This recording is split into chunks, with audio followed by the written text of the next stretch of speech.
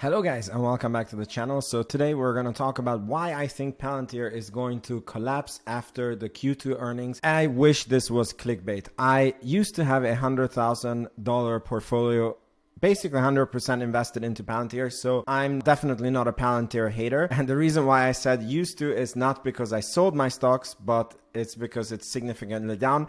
To be honest, I didn't even look. My cost average is $9.95. Currently the stock is around 8, so you can do your math, but I didn't want to see how much pain my portfolio went through. Anyhow, if you like this content, as always, please make sure you hit the subscribe button, and if you want to go further and support the channel, check out the first link in the description box below, where you can support the channel for $5 a month and get access to all the tables and evaluations and me. Definitely make sure you check it out. So let's begin this video. Before we begin, I want to tell you that it's very hard to predict what is going to happen. And just to illustrate this, I did a video on the channel why Palantir is going to blow up after the Q1 earnings.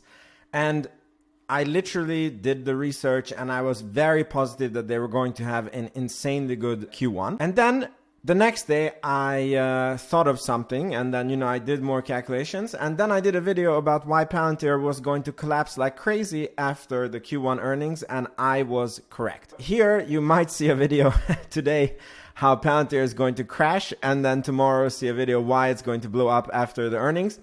The point is, I'm very sure that there is more pain ahead on the short term. It's impossible to tell the bottom or time the bottom and when the bottom is going to be. And honestly, it doesn't matter so much if you believe that Palantir is going to be around $100 stock. Then it doesn't really matter if you bought it for $6, $8, $9. I'm doing this video to manage the expectations, and you will see. Again, I wish this was clickbait. So there is a storm out there. The macro is getting worse by day. You have to be living under a rock to not know that inflation came in super hot, higher than expected. And the Fed raised 0.75% interest rates. On top of that, the Fed is doing QT. And here's the thing that is, Palantir specific. So Palantir actually guided for a very bad Q2 in their Q1 earnings. They guided for a 470 million revenue in Q2 and only an adjusted operating margin of 20%. However, they did say that there's a wide range of potential on the upside because of geopolitics. And, then we saw this picture with Alex Karp, Daddy Karp, with the Ukrainian Prime Minister Zelensky. So, obviously the Palantir bulls are using their imaginations and they're like, yeah, he went there because, he was signing contracts and, they're going to have an amazing Q2. Maybe. However, we have been Palantir bulls thinking that they, overperform and they're sandbagging. And lately it hasn't been the case. Like their growth has came in exactly as they stated. And I think that there's a big chance that their operating margin is going to come in exactly as they were thinking, or maybe even slightly lower. And that's going to hit the stock price really bad. And just to show you how bad this is, remember, for Palantir to make sense, my valuation level, or, on my bull thesis, they need to continue to grow at 30% per year. And their guidance, like, look here, they guided for 30% growth and they did 30.79. So just over 30%. And the Q2 guidance is actually below 30%.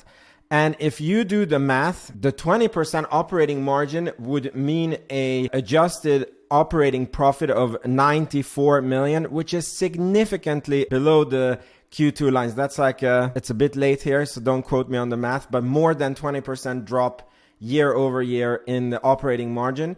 And just when you will see these headlines, it's going to tank the stock. But this is not all, unfortunately. I wish it was all. So then Palantir has the SPAC investments. And according to the new bookkeeping rules, which is a few years old, you have to mark to market the value of your investments. And they invested about $400 million into very speculative investments like Wejo, Lilium, and many other companies. And unfortunately, like all the stock market, these companies have been hit very bad. I'm going to do the exact calculation and give a pretty good estimate of how much money they have lost on this. I didn't have time to do it on this video. This is the calculation for last quarter. This is all the SPAC investments that they have. And last quarter, I estimated that they will lose 80 million. And I think it was pretty close to what they actually reported. And unfortunately, because the market has been so bad, there's a chance that they have to lose roughly around 100 million. And they need to write that down. And that will just, again, look horrible on the paper. And the worst of all this is none of the above reasons that I told you have to do with Palantir's fundamentals. So why am I saying that? The Fed has nothing to do with Palantir fundamentals. I mean, I detailed it in so many videos that I feel like I'm repeating myself, but the fact that there is inflation is a tailwind for Palantir because companies will need to be more effective and, they will need to, find innovative ways to cut costs. And Palantir can really help in this. Then Palantir's customers are, the global 6,000 companies and, governments. They will never run out of money.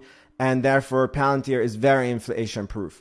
Palantir doesn't have or basically has no loans on its balance sheet. I know they have $200 million, but they also have 2.4 billion in cash, so they can pay back the debt at any moment that they want. So therefore, they're not affected by the cost of increased loans, and they are basically bankruptcy proof because their balance sheet is so good. So I think that after the Q2, the price is going to go lower. However, if they miss in Q3 and Q4, because remember, if we go back to what they were guiding for a 27 operating margin for financial year 2022. And the only way that they can reach this is that they really show us that, they can hustle and they bring home a lot of new contracts and their operating margin goes to like 38-39% in Q3 and Q4.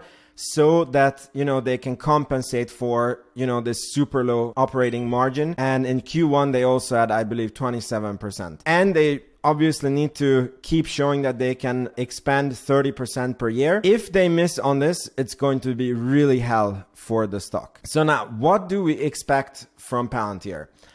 There's definitely going to come more pain from where we are today. Just want to show where the stock is. So at the time of making this video, the price is at 7.63. This is the buys that I have made. And the stock currently today is down almost 85% from the highs. And there is no support lines coming because the stock is lower than its IPO price. No real telling how low this stock price can go. I am thinking that it will be around the 5 and 6 mark. This is, funny enough, also what Tom Nash expects. Just saw his interview with Chicken Genius Singapore. Fantastic interview. You should watch it if you liked Chicken Genius Singapore. I loved him. And what am I doing? So me and my dad sent $32,000 to our broker account and we are waiting to see what's happening. And as I said in many videos that we are waiting to see which stock wins the race of going lower. We are in between Netflix, Palantir,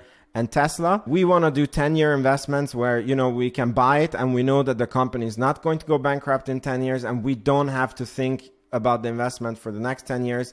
And, we know it's going to be a good investment. Tesla, as I just did a video yesterday, there is also way more pain coming there. I'm expecting it to go down to the 500s. Chicken Genius expects it to go down all the way to 420. The point is, if you want to do an entry like Peter Lynch and just wait with Palantir, let's say that Q2 is a trash quarter. For me, if they miss on the margin, I'm 100% sure that it's going to be because, they're investing their efforts in Ukraine and, they're working on future contracts.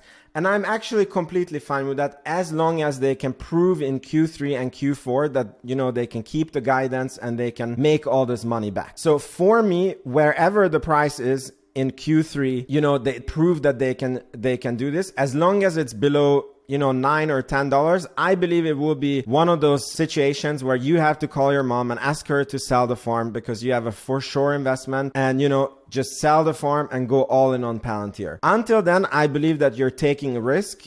For me, if the price goes low enough and that is like very close to bottom sixes or even in the fives, we will pull the trigger and, sink $32,000. That will bring our cost basis down to around $8. And then I will be looking looking how to find more money to sink into Palantir. So let me know what you think. Do you think this $5-6 price target is unrealistic? Let me know if you're buying Palantir or you're, tired of holding the bag. And thank you for watching, and I will see you in the next video. Ciao, ciao.